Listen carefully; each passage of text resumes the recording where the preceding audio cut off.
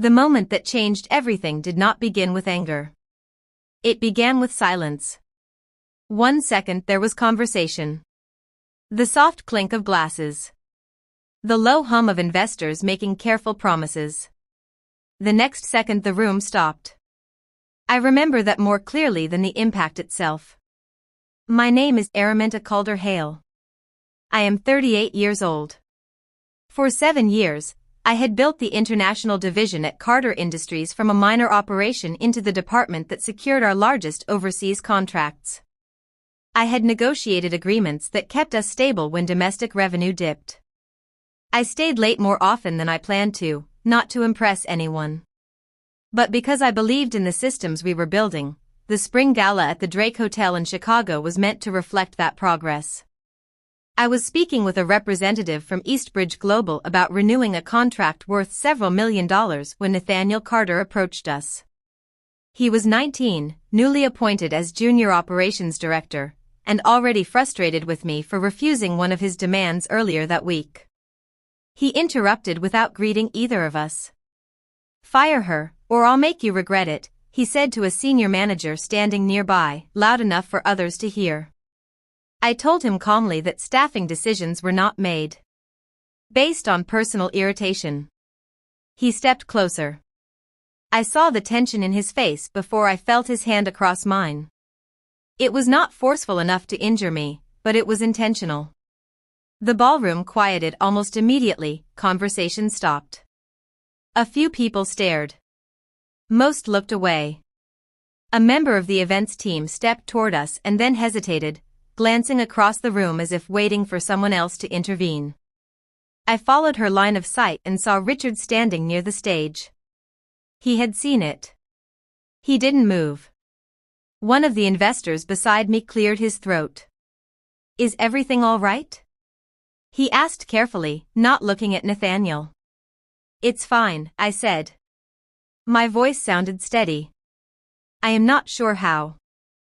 My hand wanted to rise to my cheek, but I kept it at my side. I could feel the heat spreading, and I focused on my breathing. Nathaniel didn't apologize. He straightened his jacket and walked away as if the interruption had been procedural. That was when I understood something important. If I reacted emotionally, I would be the disruption, not him. I did not react. I did not argue. I finished my sentence to the client, excused myself, and left the floor. There are moments when control matters more than pride. And I understood that in real time. The next morning, I sat across from his father, Richard Carter, in his office overlooking the loop. He did not meet my eyes when he began. "Mina, I'm afraid I have to." I leaned forward slightly and said, "Check your inbox first." He opened his laptop and scrolled through the emails and attachments I had forwarded the night before. As he read, his expression shifted from irritation to something more careful. When he finally looked up at me, he understood that the situation was larger than a public scene at a gala. But this didn't start at the gala. Nathaniel Carter joined the company 6 months before the gala. The announcement came from his father during a quarterly leadership meeting. "He'll be rotating through departments," Richard said, "learning operations from the ground up." That was the phrasing, from the ground up within a week. Nathaniel had an office larger than mine and a title that placed him above managers who had been there a decade. Junior Operations Director. It sounded harmless until he started using it. He wasn't stupid. That would have been easier. He understood numbers. He could read a balance sheet. What he didn't understand was restraint. In our second meeting, he reviewed a proposal I had finalized for a distribution partner in Toronto. "You're thinking too small," he said, tapping the page. "Increase projections by 20%. That would be inaccurate." I replied, "The supply chain can't support that volume yet." "Make it work," he said. "Confidence sells." I didn't argue further. I adjusted the language, not the numbers, and sent the corrected version to the client before he could. He never noticed. It became a pattern. He would overpromise. I would recalibrate quietly. He would bypass compliance. I would loop them back in before contracts were signed. I told myself I was protecting the company, not him. One afternoon, he leaned back in his chair and said, "You know, I'll be running this place soon. Leadership isn't automatic." I said carefully. "It's earned." He smiled. But there was something sharp behind it. Not in my case. Later that week, I passed Richard's office and heard raised voices inside. The door wasn't fully closed. "You don't prove yourself by forcing people," Richard said, his tone lower than usual. "I don't need their approval," Nathaniel replied. "I need authority." "You earn authority." "Not in this family," Nathaniel said sharply. "You were handed it." There was a long silence after that. When I walked away, I realized this wasn't just about arrogance. It was about inheritance, expectation, and a son who believed power had already been promised to him. Bloodline versus merit. His father watched from a distance, correcting him gently, but never publicly. After one particularly chaotic meeting with the finance team, Richard pulled me aside. "Be patient with him." And he said, "He's adjusting." "I am being patient," I answered. What I didn't say was that patience has limits. I covered for Nathaniel more than I should have. I told myself it was temporary, that maturity would follow authority. I was wrong about that. Have you ever protected someone at work who later turned against you? Nathaniel came into my office without knocking and dropped a folder on my desk. "Fire the Johnson team," he said. "I'm done with them." I opened the folder. It was the finalized agreement for the European logistics contract they had just secured. The deal was worth $3.5 million over 2 years. "They closed this last week." I said, "Why would I fire them?" "They challenged me in a meeting," he replied. "I won't tolerate that." "They corrected a projection." I said evenly, "That's their job." He leaned forward. "It's my department now." "No," I said, "it's your title. The department still answers to performance metrics." His jaw tightened. "You're undermining me." "I'm protecting the company." He straightened and smiled in a way that wasn't friendly. "If you don't remove them, I'll tell my father you refused a direct order." "You can tell him," I said, "and when he sides with me, then we'll have that conversation." For a moment, neither of us spoke. I could see him calculating, deciding whether this was a bluff. It wasn't. "You're making a mistake," he said quietly. "I'll make sure you're out before the year ends." "Do what you think is necessary," I answered. After he left, I closed the door and reopened my email. I forwarded his last 3 directives to a private archive account I had created weeks earlier, then I saved the meeting notes and the contract approval timeline. It wasn't dramatic. It felt procedural. That afternoon, I sent a brief message to Marta Chin in compliance. "Can we review authority boundaries on operational directives?" I kept it neutral. For the first time, I wasn't correcting Nathaniel's decisions behind the scenes. I was preparing for consequences. "What's the one professional boundary you would never compromise after the Johnson team incident?" The emails changed tone, adjust the delivery forecast upward. Nathaniel wrote one morning. "We'll correct later." "It's not accurate," I replied. "We can't promise capacity we don't have." "Then make it accurate," he answered. "That's a leadership." A week later, he forwarded a draft report with several risk disclosures removed. "Compliance slows deals," he added. "Send it without the addendum." I didn't send it. I restored the disclosures and copied compliance quietly. Then came the call from Eastbridge Global. Michelle Tan, their partnership director, sounded measured. "Your junior director led the review." She said he quoted numbers that don't match the contract. "I'll correct it." I told her, "You'll have revised projections by tomorrow." After I hung up, I sat still for a moment. This wasn't impatience anymore. It was exposure, and an exposure doesn't stay contained. I asked Marta Chen to meet. We sat in a small conference room late in the afternoon. I need you to look at something, I said. Sliding printed emails across the table, she read in silence. Has legal seen this? Not yet. Like, this isn't just aggressive management, she said finally. It's risky. The next day, I met David Alvarez in his office. If these directives were followed as written, he said, scanning the pages, we'd have regulatory issues.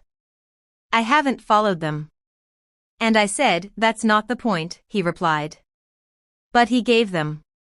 We agreed to document everything formally, but not escalate yet.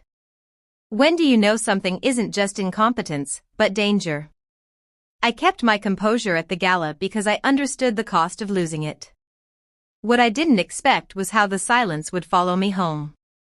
That night, I stood in front of the bathroom mirror and saw the faint outline of where his hand had landed. It wasn't dramatic. It would fade by morning.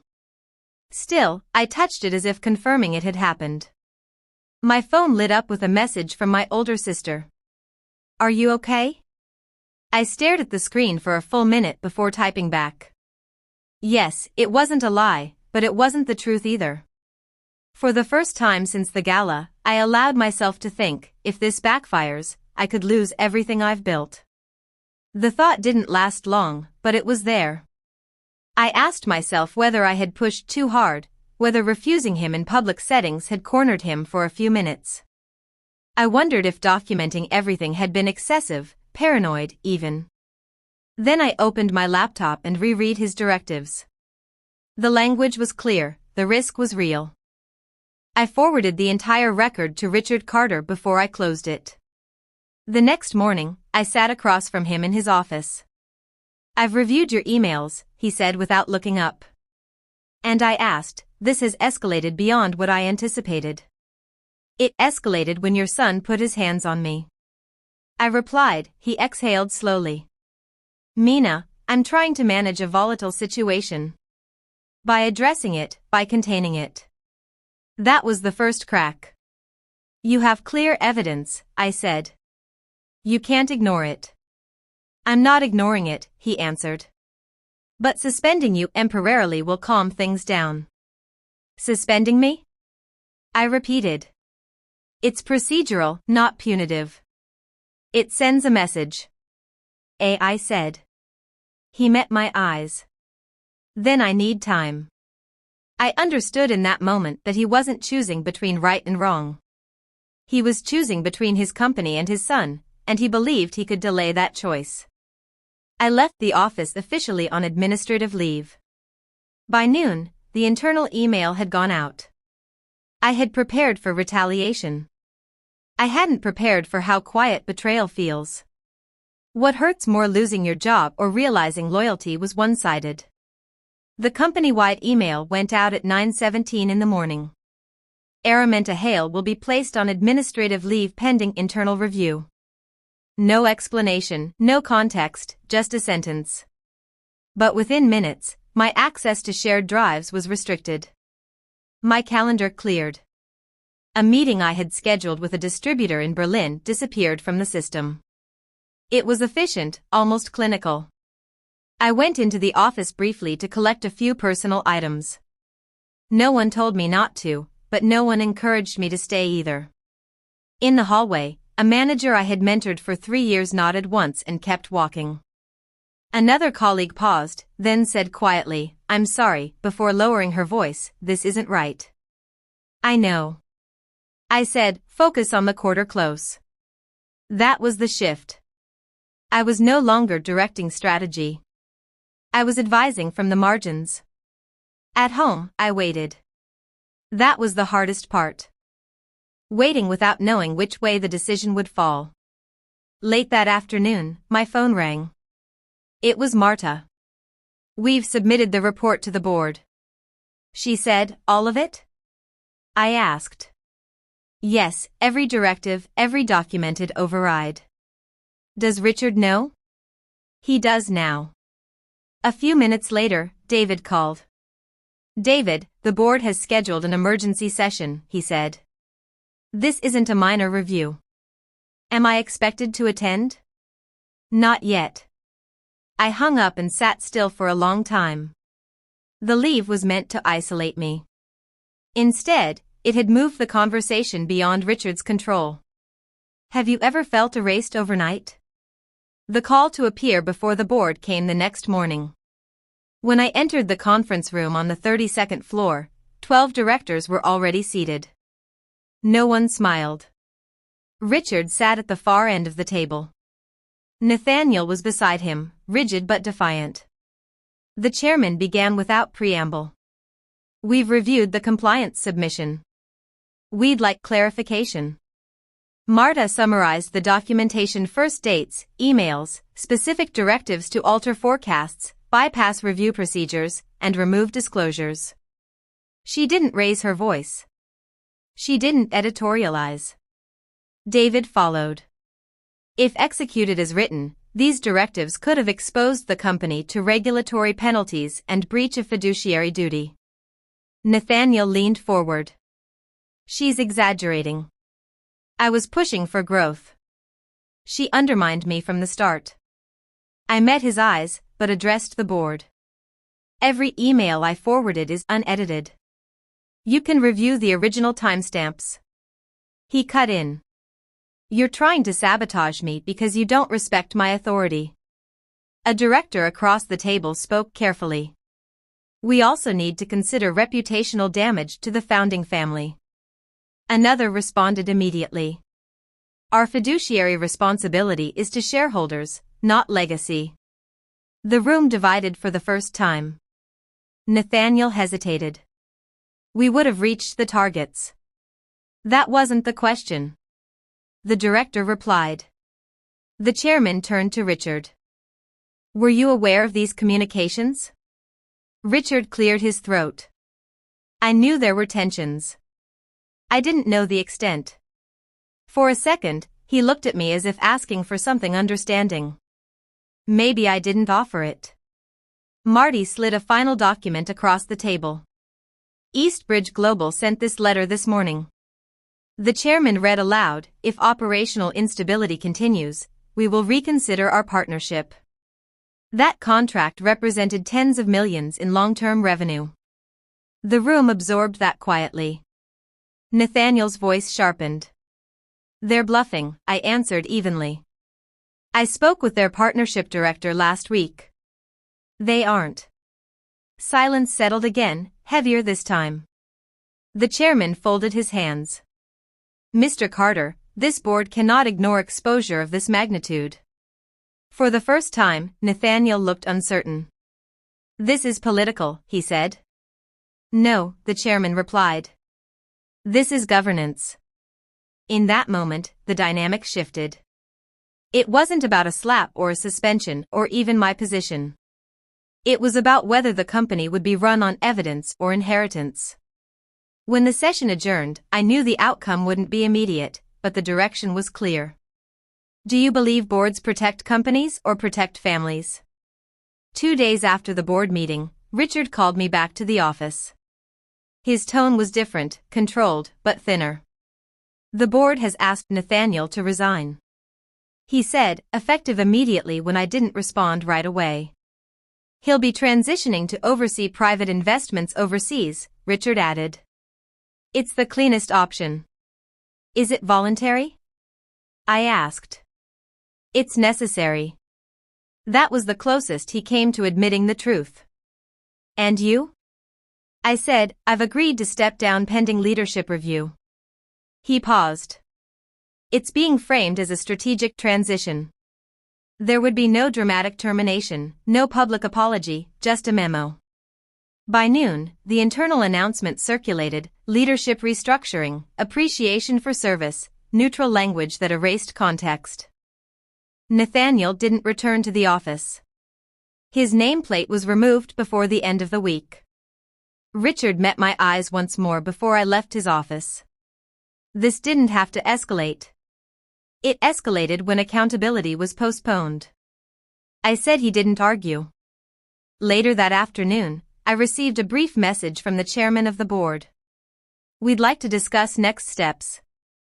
No one applauded. No one mentioned the gala. The company simply adjusted and continued. The absence was louder than any confrontation would have been. Is quiet removal more powerful than public humiliation?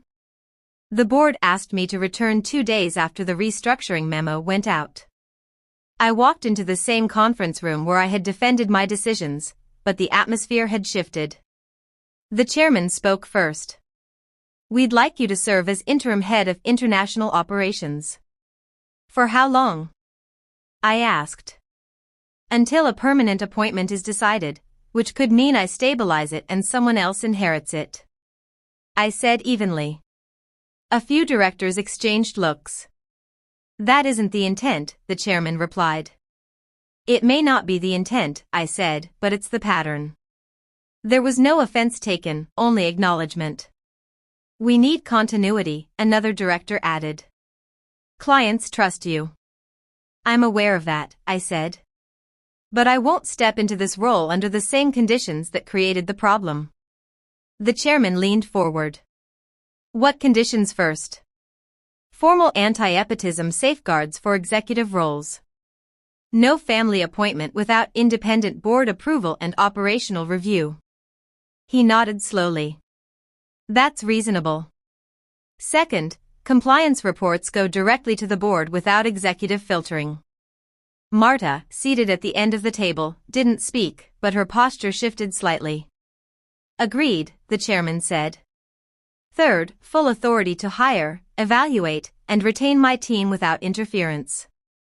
One director asked, even if that authority conflicts with senior leadership, if senior leadership conflicts with performance standards? Yes. The room was quiet for a moment. Finally, the chairman said, You're asking for structural reform. I'm asking for clarity. I answered. He folded his hands. Then we accept, and I didn't feel triumph. I felt cautious. I'll serve as interim, I said. But I expect these policies documented before my first day. You'll have them, he replied. As I left the room, I understood something clearly for the first time. Authority offered is not the same as authority secured. If you were finally given power, would you trust it? 1 year later, I walked back into the Drake Hotel for the spring gala. This time, my title read Vice President of International Operations. The board had made the appointment permanent 3 months after I accepted the interim role. The policies we discussed were signed and implemented. Compliance now reported directly to the board. Executive appointments required independent review. It wasn't revolutionary, but it was clear. As I stepped into the ballroom, a few clients approached me first. Good to see stability. Michelle Tan from Eastbridge said, shaking my hand. We renewed for another 3 years. I appreciate the confidence. And I replied, It's not confidence, she said. It's consistency. That word mattered more than applause would have. Later in the evening, one of the directors joined me near the center of the room. You handled the transition well, he said. I enforced what we agreed to. I answered. He smiled slightly. Not everyone would have. I wasn't interested in winning. I said I was interested in preventing this from happening again. He nodded and moved on. I passed the exact space where Nathaniel had slapped me the year before. I noticed it only because the memory surfaced briefly. There was no anger attached to it now, just context. Earlier that week, a junior manager had asked me privately, How did you stay calm through all of that? I didn't always feel calm. I told her I felt prepared. Preparation was the difference. Documentation, boundaries. Refusing to act out of humiliation. That's what shifted the outcome. If there's anything I've learned, it's this. Don't confuse noise with power. The loudest person in the room rarely controls the structure underneath it. And if you ever find yourself in a position where authority is being abused, Protect yourself with facts before you protect your pride. The music started again. Conversations resumed and the event continued without incident. No spectacle, no confrontation, just altered dynamics. Revenge wasn't loud. It was structural.